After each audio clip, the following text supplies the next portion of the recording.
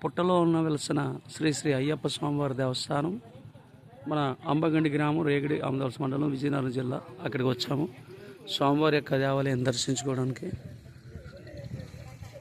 స్వామి శరణయ్యప్ప స్వామివారికి ఎంట్రన్స్ ఇది. చాలా చక్కగా దేవాలయం ఉంది. ఇంకా ఆలయ ప్రాంగణంలోకి వెళ్తున్నాం. అన్ని విషయాలు కనుక్కుందాం ఇక్కడ వాళ్ళని. స్వామివారి శిష్యుడు ఏంటో ఇక్కడ తెలుసుకుందాం.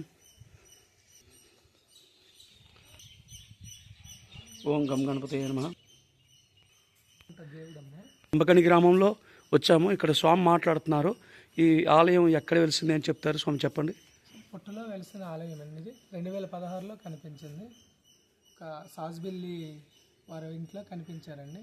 ఆవిడ ఇక్కడే ఉంటారు. ఆవిడకి కనిపించి చెప్పారు ఇలాగనేసి. అలా ఊరు మొత్తం ఇచ్చేసి గుడి కట్టడం జరిగింది. పుట్ట మీద కొబ్బరి చెట్టు అనేది వేయడం జరిగింది. కొబ్బరి చెట్టు ఇక్కడ పక్కనే ఉంది. ఇక్కడ అందరూ కూడా చాలా చక్కగా ఈ యొక్క అయ్యప్ప స్వామిని కొలవడం మొదలు పెడుతున్నారు. అందరికీ కూడా తెలియజేయడానికి ముందుగా ఈ వీడియో మేము చెప్తున్నాము. ఎందుకంటే పుట్టలో వేయడం అనేది చాలా విశేషం. స్వామి కూడా చెప్తున్నారు. ఇక్కడ కొబ్బరి చెట్టు ఎక్కడ వేశాడు అది కూడా చూడడం జరుగుతుంది. ఒకసారి మనం వెళ్దాం. స్వామి చేశాడు అయ్యప్ప. అచ్చా రైట్.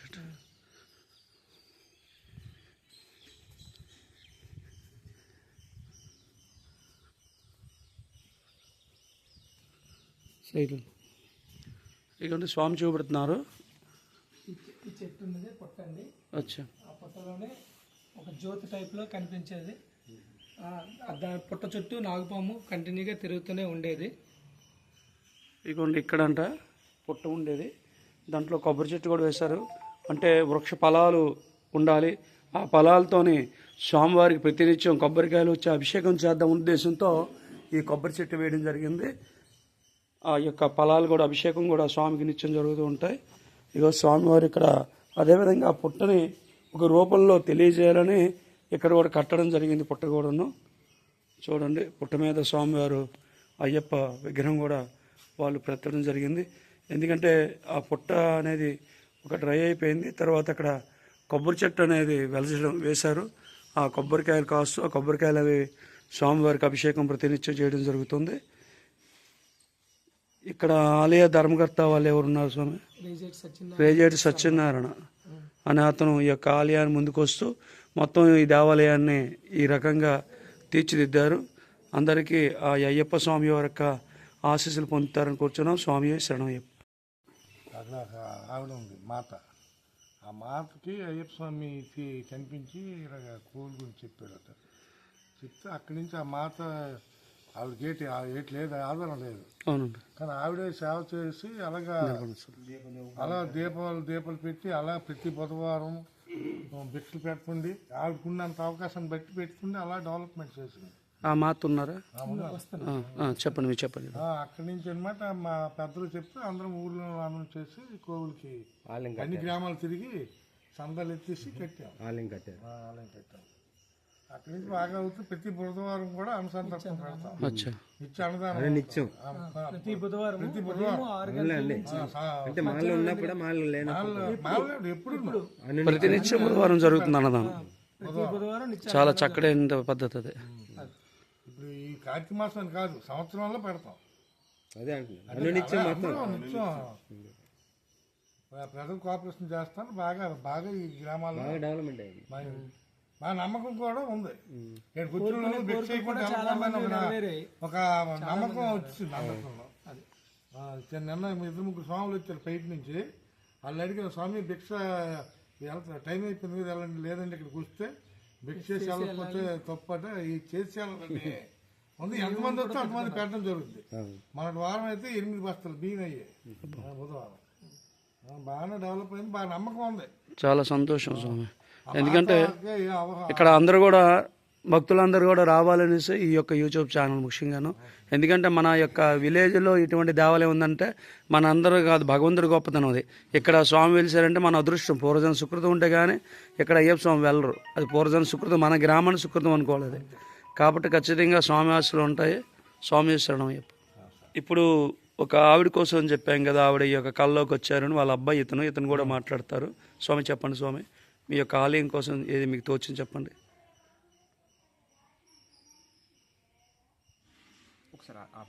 కళ్ళలోకి అయ్యప్ప స్వామి కళ్ళలోకి రావడం అయితే జరిగింది. కానీ ఈ విషయాన్ని మేము కూడా నమ్మలేదు. ఎందుకంటే అదే కళ్ళలోకి అయ్యప్ప స్వామి రావడం అంటే, గుడి కట్టడం ఏంటి అనేది మాకు నమ్మకం కలగలేదు. ఆ తర్వాత ఇక్కడ జరిగిన మహిమలు, ఇక్కడ వచ్చిన భక్తులు ఇవన్నీ చూసి మాకు కూడా ఇప్పుడు నమ్మకం కలిగింది. ఆ తర్వాత మేము నమ్మడం జరిగింది. ఆ తర్వాత మా గ్రామ ప్రజలు అందరూ కలిసి మేము ఈ గుడి అయితే నిర్మాణం చేసుకున్నాం. ఈ రోడ్డు అయితే మనుషులు నడిచి రావడానికి కూడా వీలు లేని ఎంత నీరు ఉండేది, నీటిలో వెళ్ళి నడుచుకొని వచ్చేవాళ్ళం. ఈ రోడ్డు అయితే చాలా చాలా చక్కగా, ఎందుకంటే మేము అక్కడ ముందుగా వచ్చేసరికి పుట్లవలసిన అయ్యప్పని మేమే షాక్ ఇలా తిరిగి వచ్చాం. అంటే ఇటువంటి యొక్క దేవాలయం ఉందని ఇంకా మన దేశ వ్యాప్తంగా తెలియాలని ముందుగా మేము కోరుతున్నాం. ఆ అయ్యప్ప స్వామి మన గ్రామానికి, దేశ ప్రజలందరికీ ఆయురారోగ్యాలను కాబడుతున్నాం. స్వామి శరణం. అప్పుడు 5 తోవలు చూపించినాను. నీకు 5 తోవలు ఇడుముడులు వస్తవి. నువ్వు ఒకరోజు అన్నదానం చెయ్యు. అమ్మ బిచ్చేద్దురా, నాన్న బిచ్చేద్దురా అని పిలు. నీ ఇంట్లోనే ఏ ఉంటే అవి వండు అన్నాడు. అలాగే వండుతాననేసి ఒక కొంచెం బియ్యం వండితే 5 కొంచెం బియ్యం ఒక వారం ఉడికినాయి. బుధవారం పాటు ఉడికిన తర్వాత పెట్టిన తర్వాత 20 కొబ్బరి పళ్ళు ఒలిసినాడు. నాయన ఇవాళ ఆధారం, రేపు పూజలు నిర్ణయం అంతే. ఒలిసిన అది ఎవరి మాల అక్కడ ఇంట్లో దేవుళ్ళు ఉన్నారు. అక్కడ అలా మూల పోసిస్తే తెల్లారింటికి ఒకే రాత్రి 20 పళ్ళు ఒలిసేసి అక్కడ పెడితే ఎంత మొక్క వచ్చింది. ఆ కొబ్బరి చెట్టు ఆ మొక్క అదే.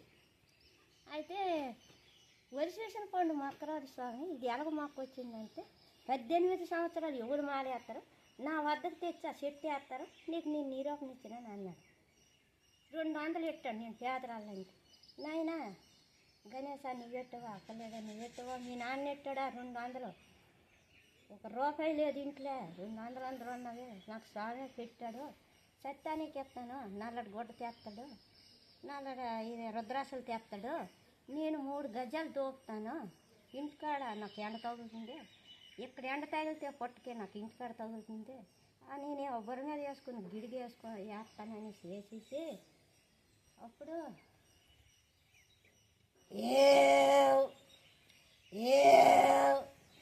ఆ బుర్ర మీద వేసిన గిడుగు, నువ్వు నిజమైనే నువ్వు అయ్యప్పవైతే నన్ను నాచేపల పాలు చేయకూడదు, నన్ను నవ్వుల పాలు చేయకూడదు, ఇదిగో ఈ 3 గజాలే సత్యం, నువ్వు నీ 18 మెట్లు లీసినాడే, నీ 20 స్తంభాలు లీసినాడే నువ్వు సత్యమైనడు, లేకపోతే లేదు, నన్ను నాచేపల పాలు చేయకు నవ్వుతాను. ఆ మొగుడు గెంజి క్యారేజీలు వేసి తోలేస్తుంది, పిల్లలకు బాక్సులను వేసి తోలేస్తుంది అని అంటాండ్రు.